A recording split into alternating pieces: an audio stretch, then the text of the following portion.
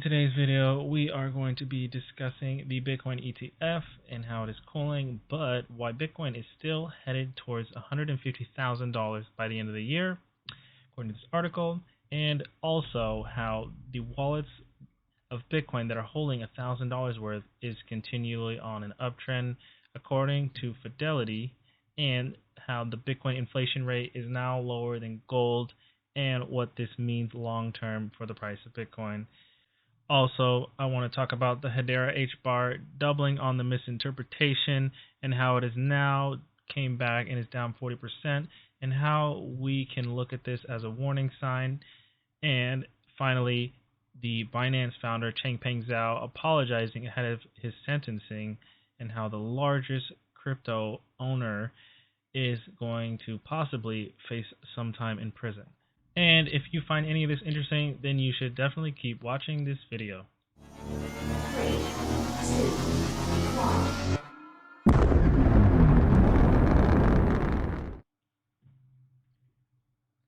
So coming into the first article, we have the Bitcoin ETF hype cooling, but Bitcoin will still hit 150,000 according to Standard Chartered. The leading UK-based bank says it is still bullish on Bitcoin, holding firm on its bold price prediction. And moving on, a perfect storm of recent negative headwinds won't hold Bitcoin back, and the price of the top digital asset will still reach $150,000 per Bitcoin this year, according to Standard Chartered. A report from the British multinational bank said Tuesday that despite war in the Middle East, higher treasury yields, and a slowdown of cash entering recently approved Bitcoin exchange-traded funds, the asset still has room to climb. Bitcoin hit a new all-time high of nearly 74,000 last month, but has since plunged. The price of BTC now stands at $64,840, CoinGecko data shows, but Geoff Kendrick, digital assets research and lead author of the report, said that the biggest coin would continue to climb. And here is another further article, why Bitcoin will hit 100K in 2024, that was written in 2023. ETF flows have likely stalled for a number of macro reasons, including higher treasury yields and a more challenging backdrop for risk assets due to geopolitical developments in the Middle East, he wrote. In addition, the wave of ETF buying may be mostly complete, and the next wave will have to wait for the inclusion of ETFs in broader macro funds, leading to a small allocation within diversified funds. The report continued, this may take time for now. This strongly positive driver has stalled. Kendrick added, we reiterate our end 2024 target levels of 150,000 for Bitcoin and 8,000 for Ethereum. Standard Chartered first predicted last month that Bitcoin would hit 150,000 per coin this calendar year, and asserted that Ethereum would rocket too. And here we have currently a 1 month price chart, but let's zoom out here and have a 1 year picture, and you can see that Bitcoin has been on an uptrend from 25,000 to where we are today, currently at 64,562. A massive sell-off started before the cryptocurrencies halving, and just as Iran launched an unprecedented attack on Israel. Even before these developments, though, less cash has been entering the hugely popular Bitcoin ETFs, which were approved by the Securities and Exchange Commission in January. Though Bitcoin has made a comeback since trading for less than 17,000 in January 2023, the approval of several Bitcoin ETFs, which allow ordinary investors to get exposure to the asset via a brokerage account, has only helped push its price up this year. And that sums up the end of that article. Now coming back here, we can just kind of discuss why this is bullish. As you can say, Standard Chartered is very bullish on Bitcoin, and they do believe the price of Bitcoin is headed higher, as written down here. And it is very obvious that we now are in a supply crunch period, but even with the ETFs slowing down, we still have daily inflows by BlackRock and Fidelities of the world that are continuing to scoop up Bitcoins from Grayscale and off the market. And not only that, but we now have the halving, so you cut the supply of Bitcoin in half that is produced every 10 minutes globally, and you have the demand, which is either the same or increasing then you can see why Bitcoin's price will continue to go up higher, and why Standard Chartered also believes that Bitcoin is still going to continue to trek on higher with no issues. Now, there will still be volatility, and we may see some sell-offs here and there, as we're currently experiencing now. While some people are a little bit unhinged because of what's going on in the Middle East, that may not be the only reason why the market is going down. There are other factors, like whether or not interest rates are going to be cut, or if interest rates are going to be raised through the Federal Reserve. And there are broader market things that may be affecting crypto, such as the sell-off of bonds and equities, but that is for another time. Okay, and so we're just going to move on to the next article here and continue on forward. So Bitcoin wallets holding at least 1K are growing in a positive trend, according to Fidelity. The amount of Bitcoin held on exchanges, meanwhile, fell 30% in the first quarter to 2.3 million Bitcoin. Going down here a little bit, we to the article. There are more Bitcoin holders than ever, each individually smaller than a shrimp, yet whale-like in aggregate.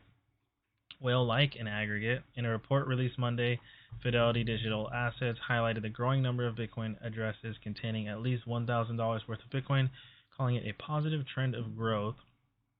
This constituency grew to an all-time high of 10.6 million wallets in mid-March.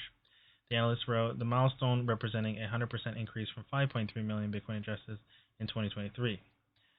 So this may be representative of a growing distribution of Bitcoin and its adoption among the average person.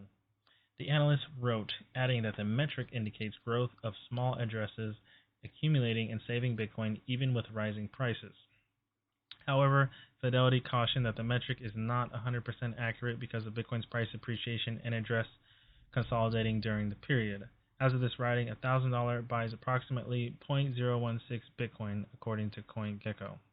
Wow, 0.016 Bitcoin now, $1,000.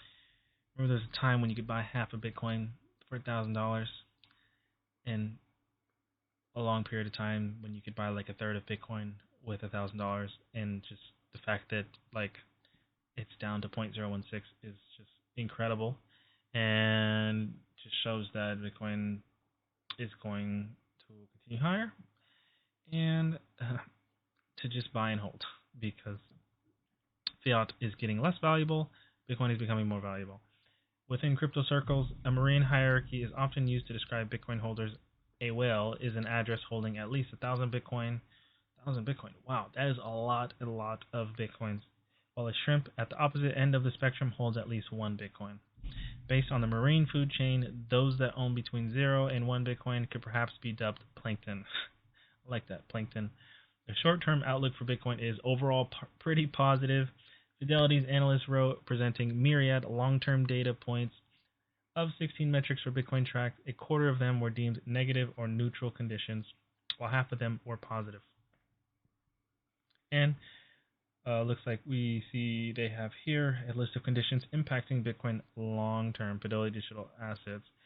They say the price, the 200-week price. I'm guessing this is a moving average. Yes, price is in a healthy position, 118% above the 200-week. Okay, yeah, it is a moving average. So they're saying that is positive. Now, monthly address metrics, they're saying 2 of 3 metrics are trending lower, which means that is negative. New address momentum. Users are not demanding block space as much as Q4 2023, so they are saying that network activity is down, and that is negative. Liquid versus illiquid supply. Illiquid supply is high, but fell 4% over Q1. So balance greater than 0.1 Bitcoin. Positive trend of growth. New all-time high in March. Okay, so this is good. That means there are people who are DCAing and more addresses who are accumulating Bitcoin and see the value in buying and holding them as an alternative to fiat.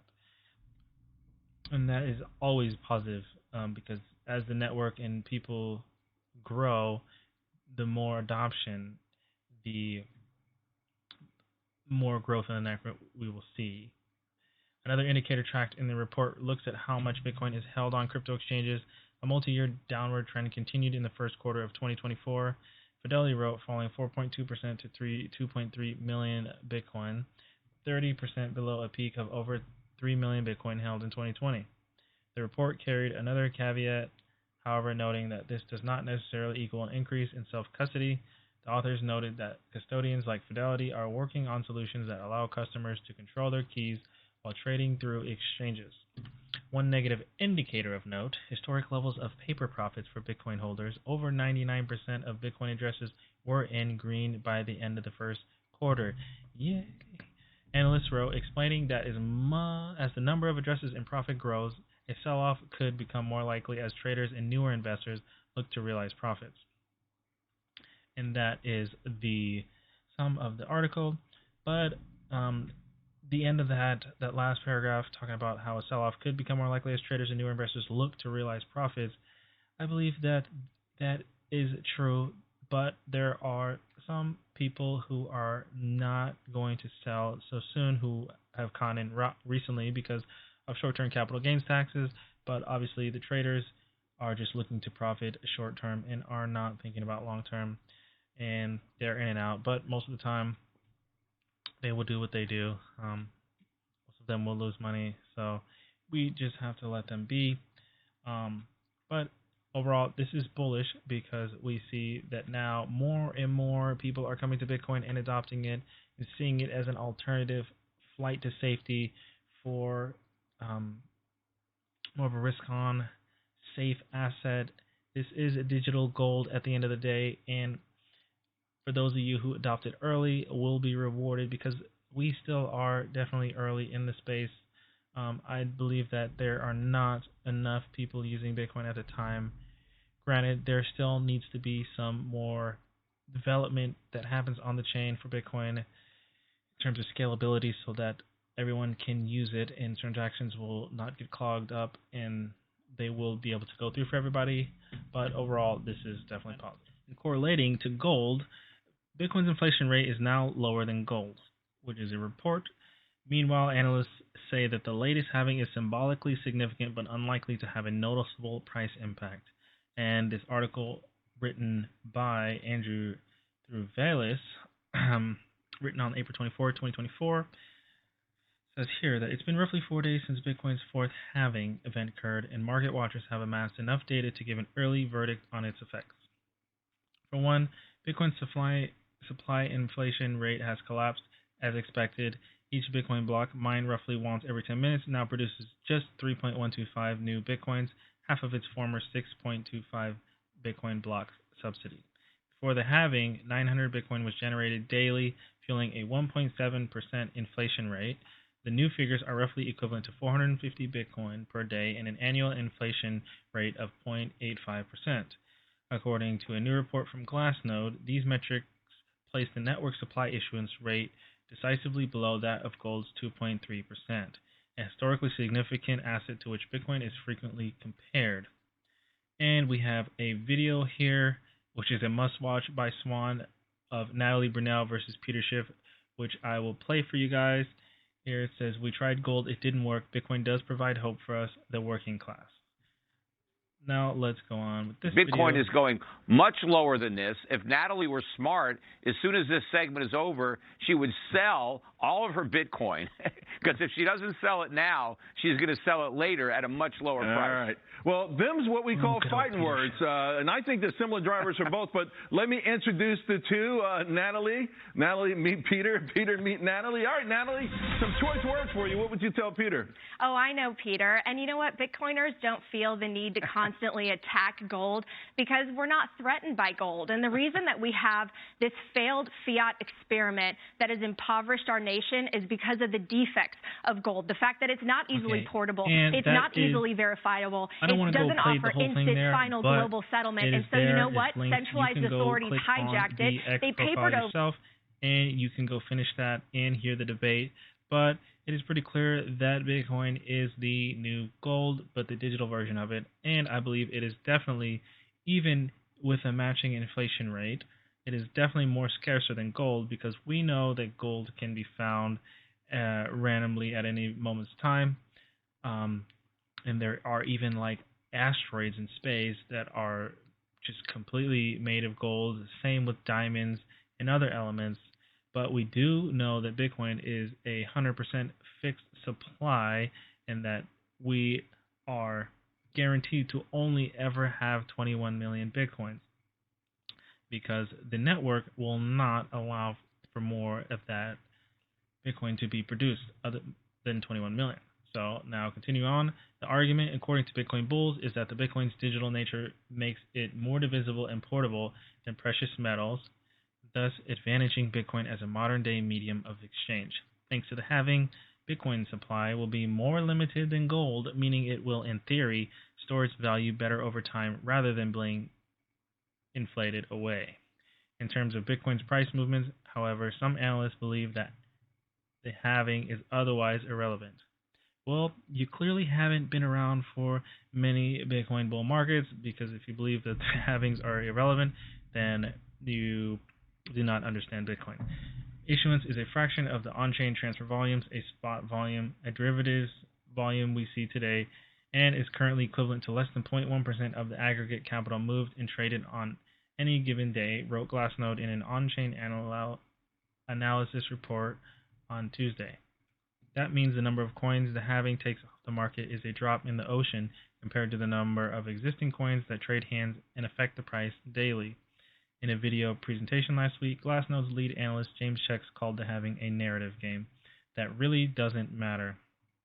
Unlike previous halvings, Bitcoin's price managed to break its previous all-time high before the end of its fourth halving epoch, seemingly outperforming due to the launch of U.S. Bitcoin spot ETFs months prior. Before its fund went live, BlackRock's Larry Fink repeatedly advertised Bitcoin as a form of digital gold to investors. However, when measuring price gains between halvings, the asset's price rose just 569% in the fourth epoch compared to 1,336 in the third. Thus, Glassnode suggests shows diminishing Bitcoin investment returns between halvings, which is a natural result of the growing market size and the scale of capital flows required to move it. The mining industry has also emerged unscathed so far. Despite the halving delivering a major cut to miner revenues, Bitcoin's network hash rate had been at or near all-time highs moving into every halving event, including the most recent one. On-chain data now shows that miner revenues actually surged after last week's halving, thanks to the newly launched Bitcoin token protocol, Runes, driving up network transaction fees. And, well, that is the end of that article. Another thing to sum up, and something I just wanted to comment on about the diminishing returns for Bitcoin. And yes, over the past, we have seen diminishing returns in the price of Bitcoin in investment, but I believe now that with bigger players that we have in the market now, we could see a lot. I mean, we already see a new all-time high before the Bitcoin halving. That has never happened before, but some people might say that that was the top, and we are now going to go to zero. Like if your name is Peter Schiff or any other bears in the market who believe Bitcoin still is a scam, although BlackRock's Larry Fink has called it now digital gold. So most of these people, I believe, do not see a better future, and I think that they should just stick to their fiat and exit crypto, because without Bitcoin going up, I believe that most cryptos will not see major price appreciation.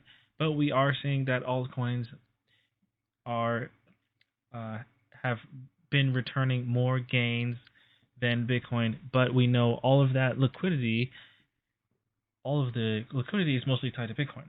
So even if you do get into some of these other coins, you may or may not be able to cash out. Most of the time, you will not be able to cash out. You will have, say, a lot of money in your portfolio, but we know that there are issues with liquidity and selling without incurring lots of what is called slippage, which is a whole another discussion we'd have to go into. It's a whole other segment. But we know, like with Bitcoin and Ethereum, someone could, if you had $1 billion worth of either, you could definitely sell that without incurring much slippage, and even sell it to people OTC, which means over the counter, which just means like basically face to face, in a way, and you can sell it directly to a different person like a Fidelity or a BlackRock, and they'll just give you cash for it, or whatever is offer is made. But just going on further, that I don't know, and I cannot be guaranteed with that, but I don't think that Bitcoin is having diminishing returns for this cycle at least. But in the past, yes, this cycle. Another great thing that I think we should take a look at is Hedera's HBAR doubling on misinterpretation of BlackRock announcement and then falling 25%. The market gave back some of its earlier gains after realizing BlackRock wasn't directly involved in the tokenization on Hedera's blockchain. Let's move on further. Hedera's HBAR token rallied Tuesday after a foundation supporting the project announced that BlackRock's U.S. Treasury money market fund had been tokenized on the Hedera blockchain. The token gave back some of its gains when investors realized BlackRock was not directly involved. BlackRock later told CoinDesk it had no commercial relationship with Hedera, nor has BlackRock selected Hedera to tokenize any BlackRock funds. Sometimes the use of the passive voice is just clumsy writing. Other times it's a grammatical structure to which investors need to pay close attention. The HBAR Foundation, which supports the Hedera ecosystem, announced Tuesday that shares in BlackRock's ICS U.S. Treasury money market fund have been tokenized on the Hedera blockchain in collaboration with ArchAX. Hedera supporters on social media jumped to the conclusion that BlackRock chose Hedera to tokenize its fund, and the blockchain's native HBAR token surged by over 107%. And here's a tweet by Mason Verslees. BlackRock just tokenized one of their money market funds on Hedera HBAR. And here is a video. I'm going to play this as long as it's not too... Oops. Okay. Looks like... Well, I'm not going to play it. We'll just skip it. Okay. But while shares in BlackRock Fund had indeed been tokenized, it wasn't the world's largest asset manager that did the tokenizing, which could explain why the foundation's announcement carefully said the fund is tokenized, not BlackRock's has tokenized. Once the market realized this, HBAR slipped 25%. A spokesperson for BlackRock told CoinDesk late Wednesday BlackRock has no commercial relationship with Hedera, nor has BlackRock selected Hedera to tokenize any BlackRock funds. As we have in the past, BlackRock will communicate directly with the public on the evolution of our digital asset strategy. ArchAX CEO Graham Rodford said it was indeed an ArchAX choice to put the fund on Hedera in response to criticism about misleading marketing from Hedera supporters. BlackRock entered the real-world asset tokenization sector last month when it launched its USD Institutional Digital Liquidity Fund on Ethereum. The HBAR token is still up by 61% over the past 24 hours, but the 2% market depth remains relatively thin, with 900,000 in cumulative bids on Binance and Upbit order books within 2% of the current price of 14 cents. The token has over 2.6 billion in trading volume over the past 24 hours, according to CoinMarketCap. CoinGlass data shows funding rates across all derivative exchanges are heavily negative, which means those holding short positions have to pay those holding long positions, indicating a bearish bias. The ratio of longs and shorts on Binance is currently 0.85. The weighted short interest, coupled with a lack of liquidity, creates a landscape for a volatile trading period that could culminate in a return to parity over or a short squeeze, with open interest having risen by 442% to 160 million in the past 24 hours. Whoa. Okay, going back on there, very interesting news there.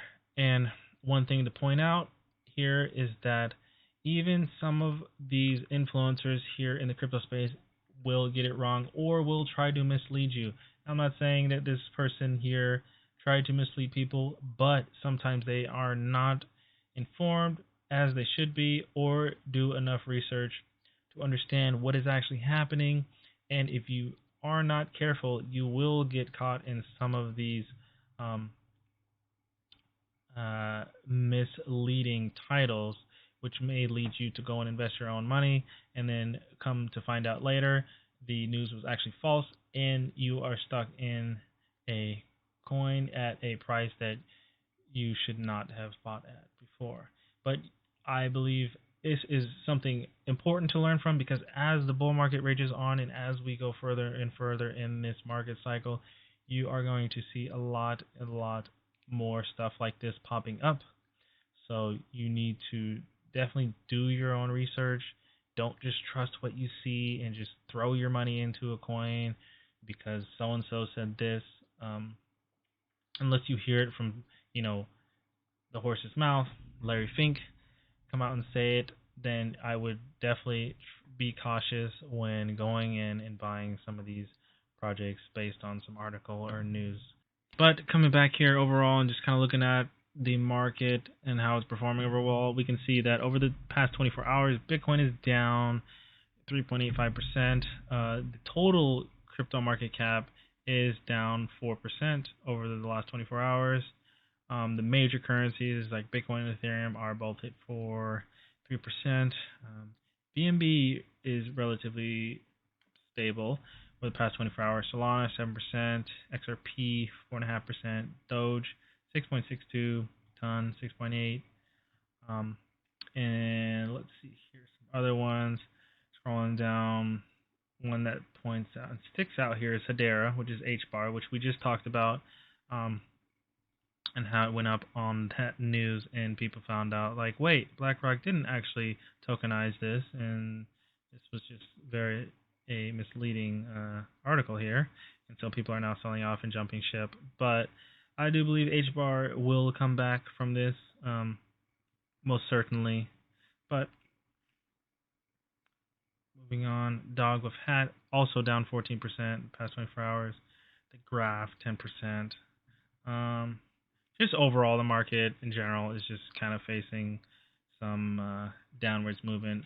We are seeing overall also that we have like protests and stuff around at least the United States, and so there's kind of just a little bit of uncertainty on a macro scale, which may be causing some people to want to go to maybe cash just in case, for emergencies.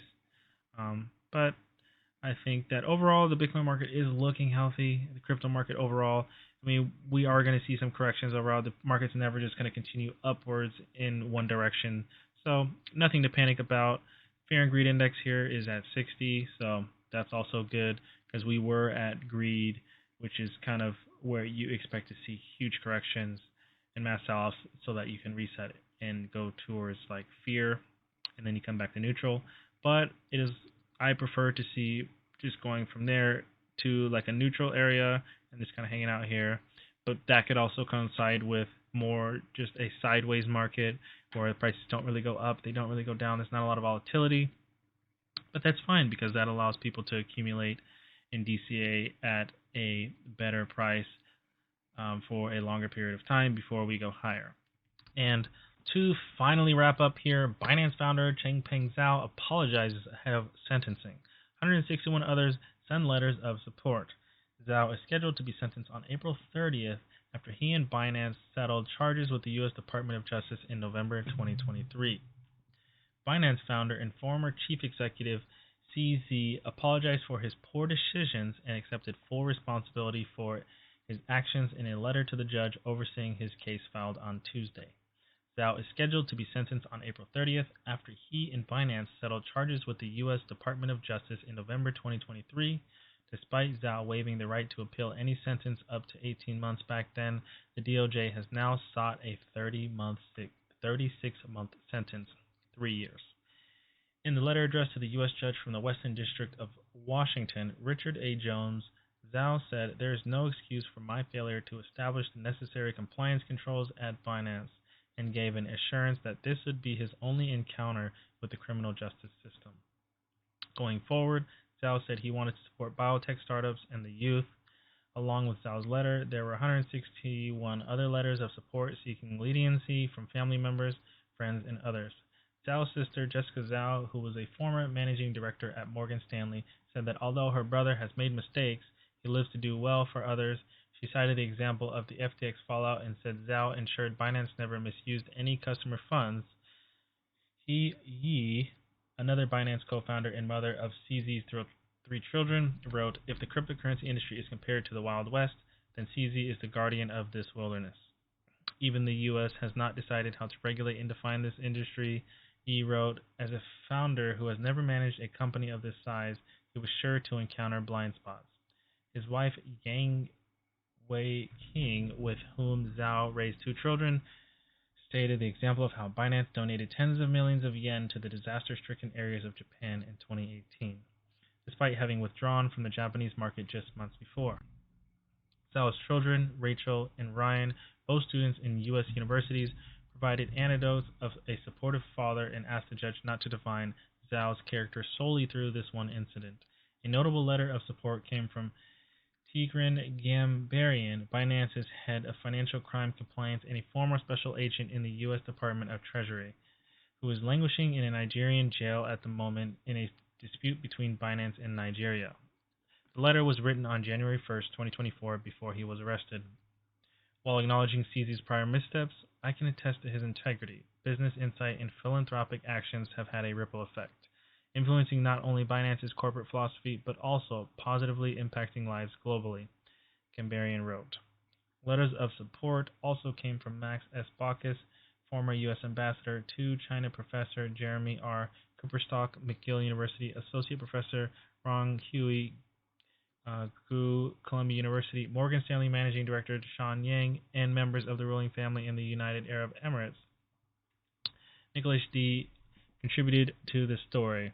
And that is basically just the sum of that one.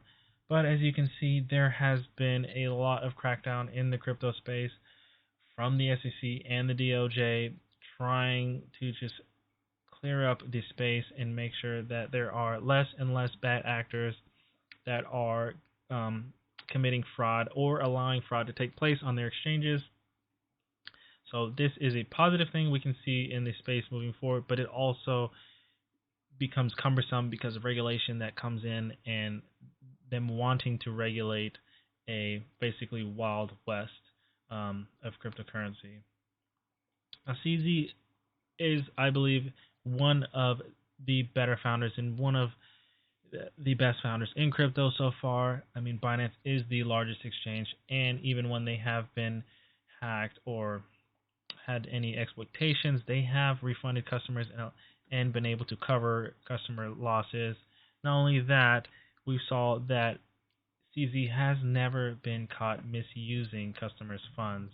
All in all, crypto prices are still going sideways and crypto adoption is continuing onwards. Please remember to like, subscribe, and comment below. And remember to always keep calm in crypto.